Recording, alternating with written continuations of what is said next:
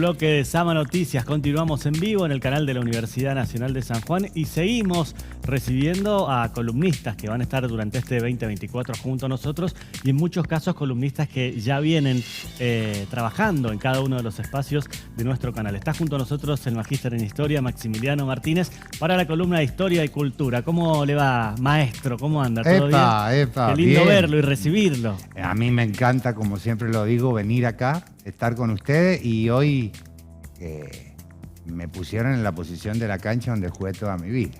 Estaba jugando en otro lado, ahora estoy jugando en la posición que me gusta. Bien, pero usted puede jugar, es un jugador de toda la cancha, como se suele decir. No se haga problema que la tiene muy clara. Si me dan la camiseta, yo juego donde necesite, como eso. ¿Vio? Pero mi posición es esta. Aquí me siento cómodo. Muy bien. Bueno, nos vamos a meter en el tema de hoy, que tiene que ver con el 8M y la mirada histórica sobre lo que significa la jornada de mañana, la importancia de la jornada de mañana también durante los años. La importancia del día que se conmemora mañana, porque vamos a hacer ciertas aclaraciones, es de superlativa importancia para la historia de la humanidad. ¿Está bien? Y cuando hablo de conmemora, quiero hacer esta acotación porque no se festeja. ¿Está bien? Se conmemora porque se conmemora una lucha, y creo yo, por mi parte, que una muerte no se festeja, o que una muerte grupal no se festeja. ¿Está bien? Y el 8M está relacionado justamente con la lucha y la muerte de las mujeres a través de la historia, en la búsqueda de la reivindicación de sus derechos como sujetos sociales, políticos, laborales, y te podría llegar a decir una palabra que va a sonar extremadamente fuerte, que es humanos, sus derechos humanos. ¿Está bien? Cuando nosotros pensamos en el 8M es una fecha que la toma la Segunda Socialista Internacional en el 1910 en Estados Unidos, una mujer de Europa del Este, Sedgwick, que plantea que ese día debía ser el Día de la Mujer por un levantamiento de mujeres obreras en 1857 en Estados Unidos, que buscaban la reivindicación de sus derechos. Y se fundamenta y se justifica en un hecho que se da en 1911, el 25 de marzo, que es la famosa quema de la fábrica de las camisas triangulares, Triangle Shirt, que se llamaba la fábrica, que era una fábrica que funcionaba en un 8º y 9º piso de un edificio en Estados Unidos, de unos dueños que eran Frank Hassis, donde tenían a las mujeres trabajando en condiciones infrahumanas. ¿Está bien? Y estas mujeres eran inmigrantes que tenían entre 14 y 43 años y que murieron quemadas 123 de ellas buscando la reivindicación de sus derechos laborales. El color que se usa hoy en día, que usan los movimientos feministas, es morado. ¿Está bien? Y ese morado está dado justamente porque era el color de las camisas que estas mujeres hacían y que tiñó el cielo de Nueva York ese 25 de marzo y que llevó a levantamientos que se dieron en casi todos los barrios de Nueva York y que con el tiempo fueron tomándose como referencia. O fíjate cómo esta cuestión de la reivindicación de los derechos en la búsqueda de ellas mismas se da recién en 1975, que la ONU la reconoce y toma el 8 de marzo, recién en 1977 como el Día de la Mujer. ¿Está bien? O sea que la conmemoración de Podemos decir tranquilamente que pasó una vida. No digo por la cantidad de años, es lo que pasó entre principios del siglo XX y 1977, los 46 años que tenemos desde el 77 hasta hoy, que es justamente mi edad, los 46 años que se dan, ¿está bien? Es el tiempo que una organización mundial reconoció los derechos de las mujeres. Entre 1857, tomemos, y 1977, el mundo cambió a una velocidad de tiempo histórico que no se dio en casi toda la humanidad. Y donde las mujeres tuvieron un papel protagónico relevante, donde fueron completamente ocultas. ¿Sí? Si nosotros vemos desde el 10 hasta el 20 todos los hechos que se dieron, la Primera Guerra Mundial, el periodo de entreguerras, los fascismos, la Segunda Guerra Mundial, la Guerra Fría, los movimientos de colonización, la aparición del feminismo, todo esto conlleva a que ese reconocimiento valió sangre para las mujeres. Ni más ni menos. ¿Está bien? Muchísima. Entonces, cuando vos te planteas esto, es difícil comprender cuando se pone en duda la cuestión de la lucha de las mujeres en el mundo. ¿Está bien? Y la reivindicación de ellas. Nosotros cuando damos clase jugamos en el hecho de plantear esto de que me nombren mujeres históricas que sean conocidas a nivel mundial.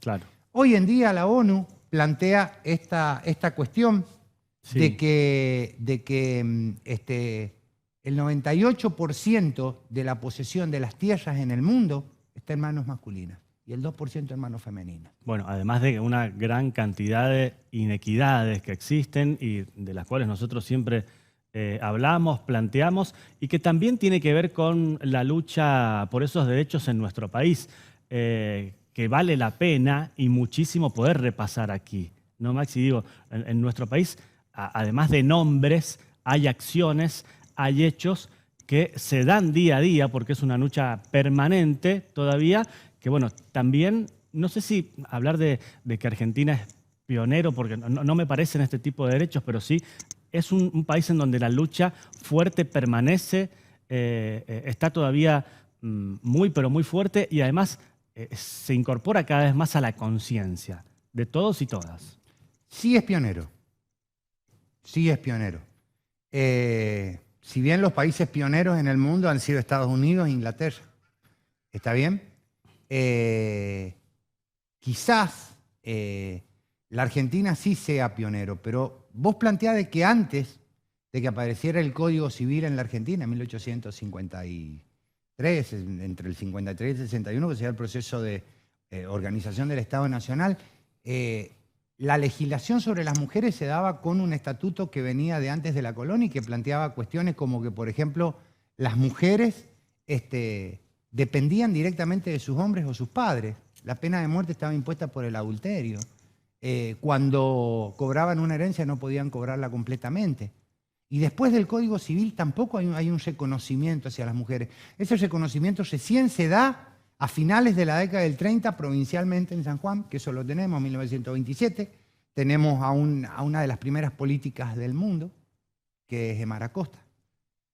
Y nacionalmente se reconocen después, entre 1947 y 1951, con el voto femenino. Una de las características que las mujeres buscaron a través del tiempo fue la cuestión del sufragio.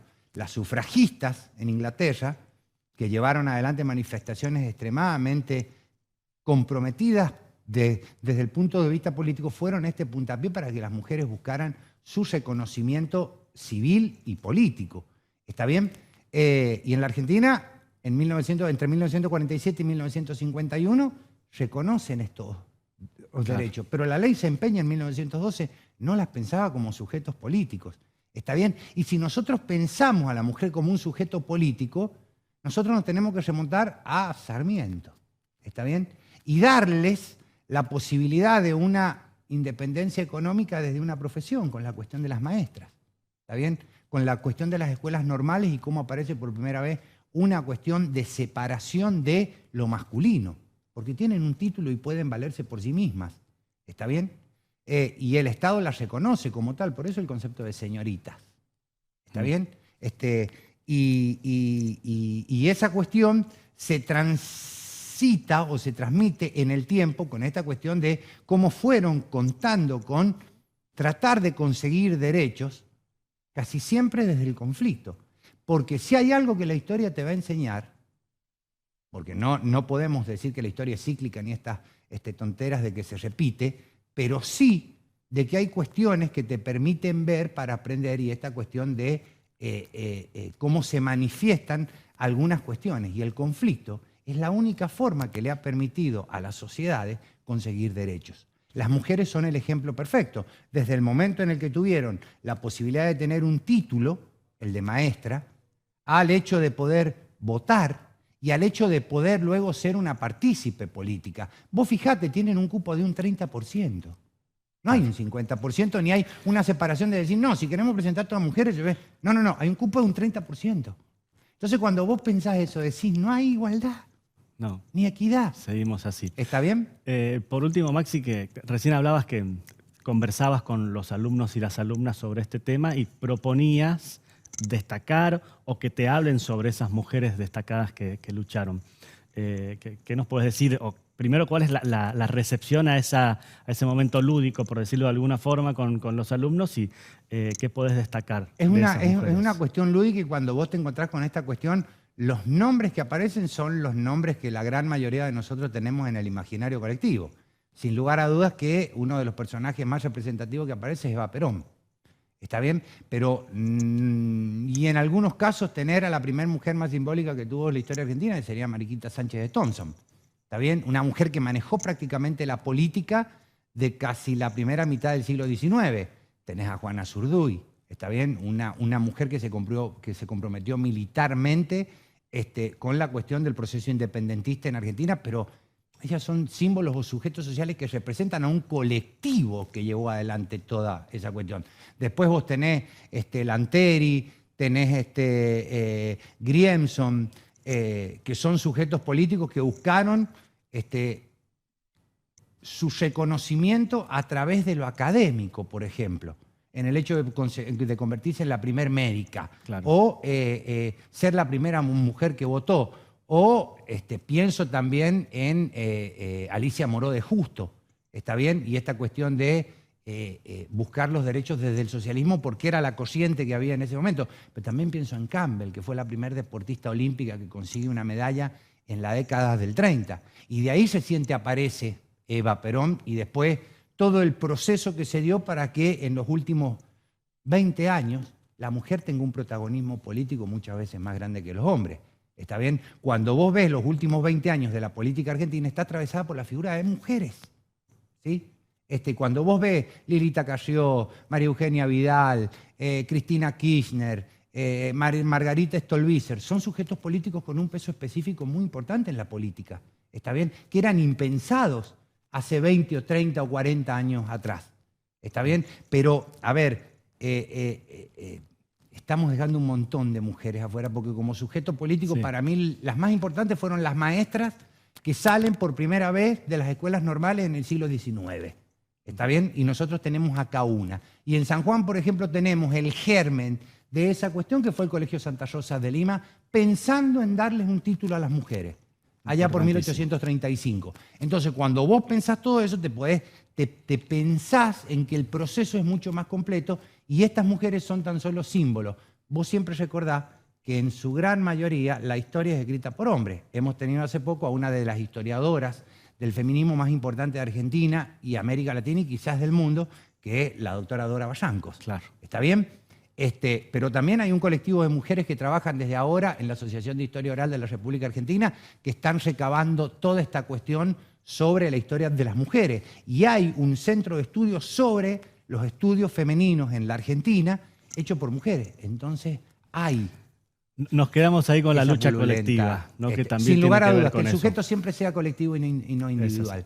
Es lo que me gusta, Max, lo que plantea. Un placer, como siempre. No, por favor, Sergio. Nos encontramos el próximo jueves. Por favor, así será. Con nuevo día, podríamos decir. Sí, con nuevo día y nueva posición en la cancha. Muy bien, un placer, como siempre. Gracias, Sergio.